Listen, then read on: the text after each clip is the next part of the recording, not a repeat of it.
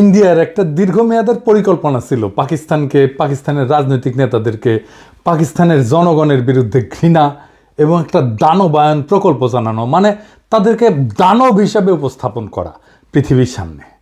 ভারত পাকিস্তানের প্রতিনিধিত্ব করে এমন নেতাদের, যেমন ধরেন মোহাম্মদ আলী জিন্নাহ, উনাকে দুষ্টু, বিভ্রান্ত, দুর্নীতিগ্রস্ত হিসেবে উপস্থাপন করে।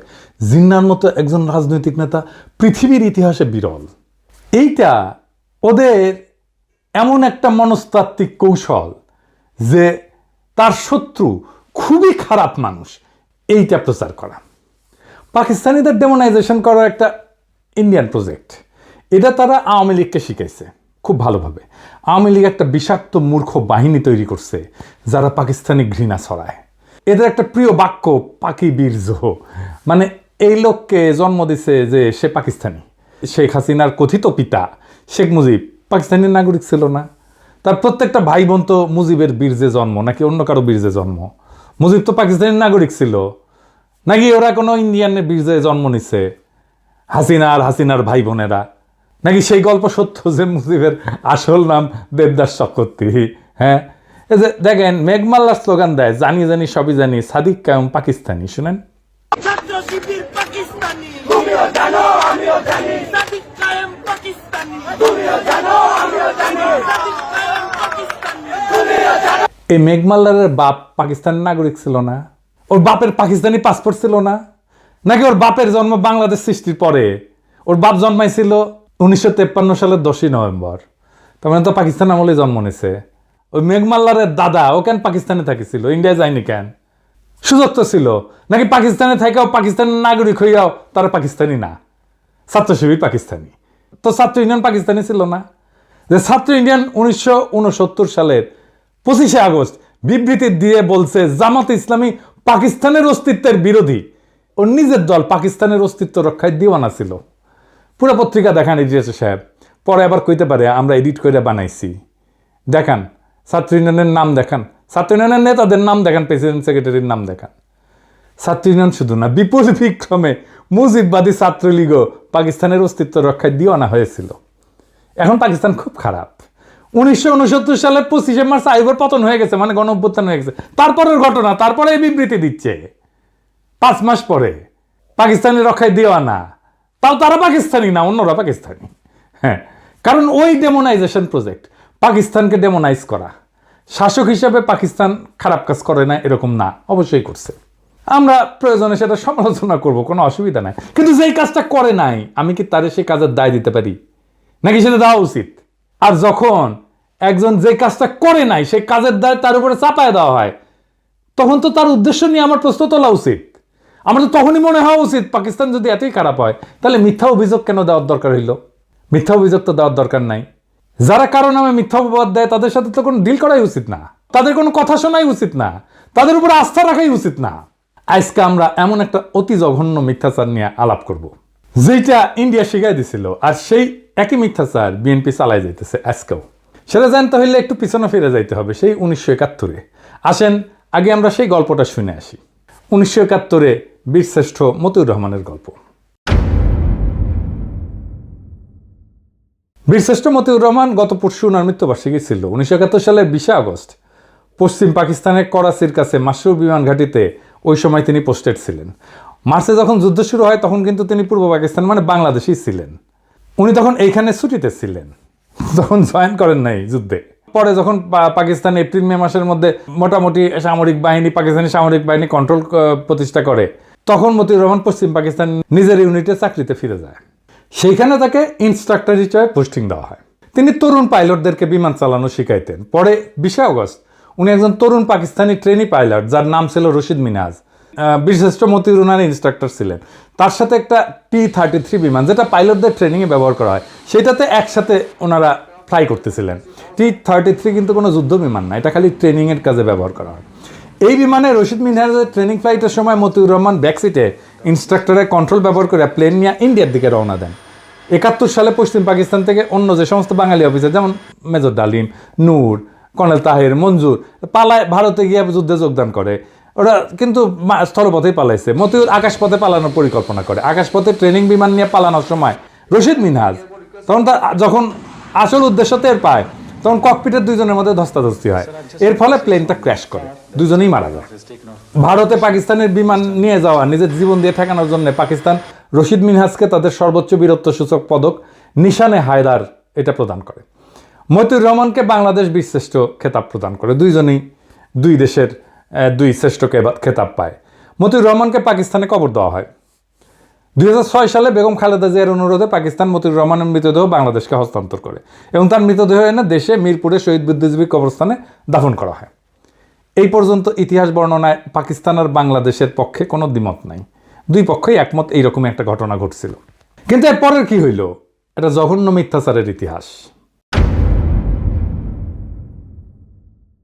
বাঙ্গু প্রগতিশীল চেতনাজীবীরা এতই জঘন্য প্রতারক যে তারা হেন কিছু নাই যেটা নিয়ে জঘন্য মিথ্যাচার করে নাই। তারা সব জায়গায় পাকিস্তানিদের জানোয়ারের মতো করে চিত্রায়ন করে ডাহা মিথ্যা কথা চড়াইছে। তাদের গুরু ইন্ডিয়ার শিক্ষাই হচ্ছে মিথ্যা কথা বলা। মতিউর রহমানের কবর নিয়ে একটা জঘন্য মিথ্যা বানোয়াট কথা বাঙ্গু মহলে প্রচলিত। সেটা হইতেছে পাকিস্তানিরা নাকি মতিউর রহমানকে কবর দিয়ে তার কবরের ফলকে লিখে রাখছিল, ইধার শো রাহা হয় এক গাদ্দার, মানে এইখানে এক বিশ্বাসঘাতক শুয়ে আছে। এটা একদম সবার মুখে মুখে প্রচলিত। আপনি সার্চ দিলে, ফেসবুকে সার্চ দেন, গুগলে সার্চ দেন, এটা আপনি পাবেন। বিএনপির অফিসিয়াল ফেসবুক পেজে এই কথা ছড়ানো হয়েছে। দেখেন কি লিখছে, পাকিস্তানে একটি কবরের উপরে লেখা ছিল ইধার শো রাহা হয় এক গাদ্দার। বাংলা অর্থ, এখানে শুয়ে আছে এক বেঈমান। পাকিস্তানের সেই গাদ্দারটি কে তা কি আমরা জানি? তিনি বাংলাদেশের বীরশ্রেষ্ঠ মতিউর রহমান। দীর্ঘ 35টি বছর পাকিস্তানের মাটিতে চরম ঘৃণা ভরে শায়িত ছিলেন আমাদের মুক্তিযুদ্ধের এই নায়ক। 2006 সালে তৎকালীন প্রধানমন্ত্রী বেগম খালেদা জিয়ার ঐকান্তিক প্রচেষ্টায় বীরশ্রেষ্ঠ মতিউর রহমানের দেহাবশেষ বাংলাদেশে ফিরিয়ে আনা হয় এবং পরিপূর্ণ মর্যাদায় দেশের মাটিতে দাফন করা হয়। বাংলাদেশে তার মৃতদেহ আসা পর্যন্ত খালেদা জিয়া এয়ারপোর্টে অপেক্ষা করছিলেন। হে মৃত্যুঞ্জয়ী, তোমার আত্মবলিদানের বিনিময়ে আমরা পেয়েছি একটি স্বাধীন মানচিত্র। তোমাকে আমরা ভুলি নাই, ভুলব না। তুমি আছো লক্ষ কোটি বাঙালের হৃদয়ের গভীরে শ্রদ্ধাঞ্জলি। হ্যাঁ, পুরা আওয়ামী বয়ান। আওয়ামী লীগ তো জাউরার জাউরা, তারা বলতে পারে, কিন্তু বিএনপি কেন?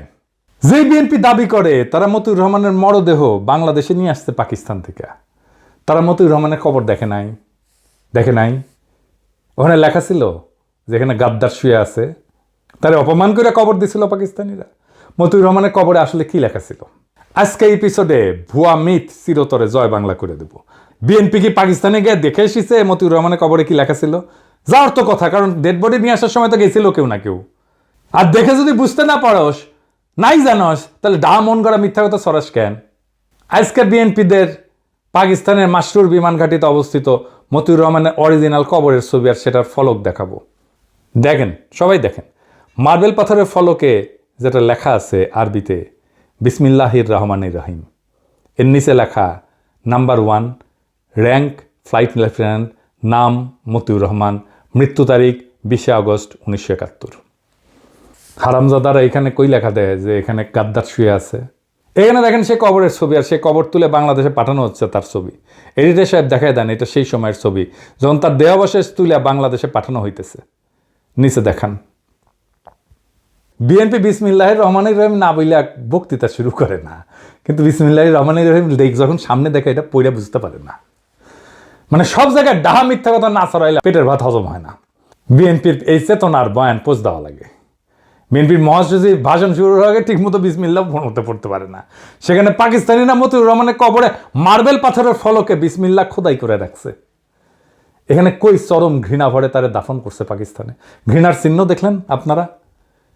বিএনপি তো একটা ব্যক্তি না, একটা সংস্থা না, একটা বিশাল দল। তারা যদি এমন মিস্টেক করে তাহলে দেশ চালাবে কিভাবে? এত নাকি বুদ্ধিজীবী এদের। বিরানি আলম, জামাই কোটার বুদ্ধিজীবী, এত কিছু আছে তাদের, তাও এরকম মিস্টেক কেন হয়? আর সবচেয়ে বড় কথা, যদি বিএনপি কখনো ক্ষমতায় যায়, চান্স যদিও কম, যাই হোক, তখন পাকিস্তান কি এটা মনে রাখবে না যে তারা পাকিস্তানের বিরুদ্ধে এমন একটা মিথ্যাচার করছিল? কূটনৈতিক সম্পর্ক কেমনে করবে?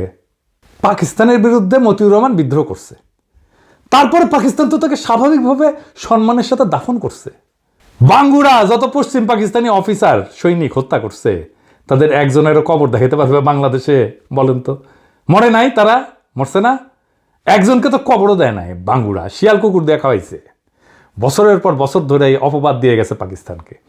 পাকিস্তান তো এখন নিজের ভিকটিম দাবি করবে, করাই তো উচিত। পাকিস্তানের বিরুদ্ধে করা বাঙ্গুদের সকল অভিযোগ কি এখন আপনার বিশ্বাসযোগ্য বলে মনে হবে? আমাকে নিয়ে অনেকে বলে আমি পোল্টিবাজ। বিএনপির নেতা অ্যাপোলো বলছে আমাকে নাকি 2013 সালে পিনাকির সাথে তর্ক করতে হবে। আমার অবশ্যই ট্রান্সফরমেশন হয়েছে, চিন্তার ট্রান্সফরমেশন হয়েছে। হয়, মানুষ বড় হয়। ক্ষুদ্রকালে আমরা সবাই চকলেটের জন্য জীবন দিয়ে দিতাম না একটা? এখন কি দিবেন চকলেটের জন্য জীবন? তো ক্ষুদ্রকালের সেই ইমোশনটা কি ভুল ছিল? আর এখনকার এই প্রজ্ঞাটা কি ভুল? আমার ট্রান্সফরমেশন হয়েছে আপনাদের সামনেই, এমন না হঠাৎ করে হয়েছে, আপনারা দেখছেন। গতকালের ভিডিওতে বলছিলাম না যে আমি সেই গুহা থেকে বাইর হইয়া যখন সত্যের মুখোমুখি হয়েছি তখন আমি হতবিহ্বল হয়েছি। তারপরে যখন প্রশ্ন করা শুরু করছি, যা জানছি এতদিন সবকিছু দেখি সব মিথ্যা, সব ঝুটায়। আমি একটা এক্সাম্পল দেখাই, এটা আমার প্রজন্মের যারা, আমার সাথে মুরব্বী যারা, তাদের বলবেন, ওনারাও সাক্ষ্য দেবেন। আসেন সে এক্সাম্পলটা দেখি।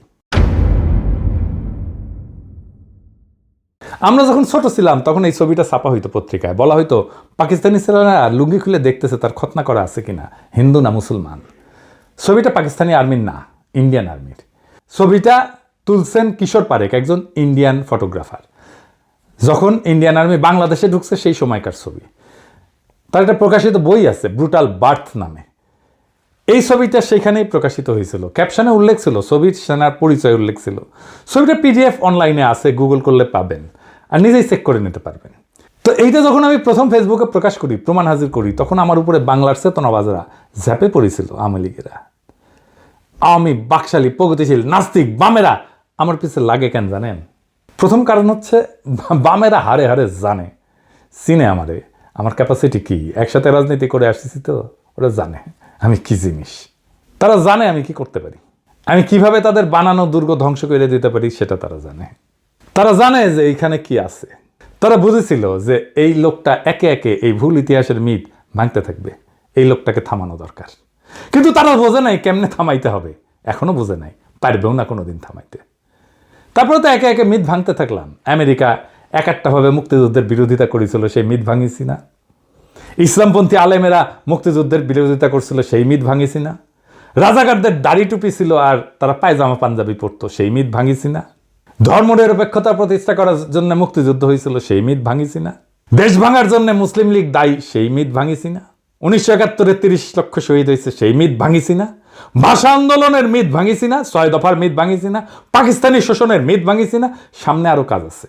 আমি যদি বাইসে থাকি আগামী 50 বছরের বাংলাদেশের রাজনৈতিক বয়ান তৈরি করে দিয়ে যাব ইনশাল্লাহ। কোনো বাঙ্গুর ক্ষমতা নাই আমার ঠেকায়। শুধু বয়ান না, আগামীর রাজনীতির গতিপথ তৈরি করে দিয়ে যাব ইনশাল্লাহ। জুলাই বিপ্লবের যোদ্ধাদের অনেকে হতাশা নিয়ে মেসেজ করে, শহীদ পরিবার মেসেজ করে, আহতরা হতাশা নিয়ে মেসেজ করে। কয়দিন আগেই আবু সাইদের বড় ভাই ফোন দিছিল, মেলা হতাশার কথা বলল। আমি সবাইরই বলি, আগামীর বাংলাদেশটা আমি দেখতে পাইতেছি। ওই বাংলাদেশ আমাদের স্বপ্নের বাংলাদেশ, আমাদের শত্রুদের বাংলাদেশ না। ওই বাংলাদেশ নির্মাণের প্রথম ধাপ সকল বাঙ্গু সুশীলদের সামাজিক আর রাজনৈতিক কর্তৃত্ব থেকে উৎখাত করা। আওয়ামী লীগকে আঘাতে আঘাতে ধসায় দিছি কেমনে আপনারাই দেখেছেন না? সেই 2021 সাল থেকে একের পর এক আঘাত করে ওদের সব বয়ান একের পর এক ভাঙিছি। ওরা ভিতর থেকে ফাঁপা হয়ে গেছে, মরালি ওরা নাই হয়ে গেছে। ওর ক্ষমতা আমরা ভিতর থেকে নাই করে দিছি। এইটা 1-2 এর কাজ। এখন এই কাজ আমরা একসাথে করব আবার আমরা ইনশাল্লাহ। মিথ্যা হইল ক্ষমতার সহজতম অস্ত্র। যখনই সত্যকে পরাজিত করা যায় না, তখনই শত্রুকে ডেমোনাইজ করা হয়, দানবায়ন করা হয়, অদৃশ্য কইরা ভয়ঙ্কর করে তোলা হয়। ভারত পাকিস্তানের বিরুদ্ধে যে প্রকল্প চালু করছিল, আর আওয়ামী লীগ যে প্রকল্পকে আত্মস্থ করছে, আজ বিএনপি যে প্রকল্প বহন করে নিয়ে চলছে, কিন্তু মিথ্যার সেই প্রকল্প ধ্বংস হবে।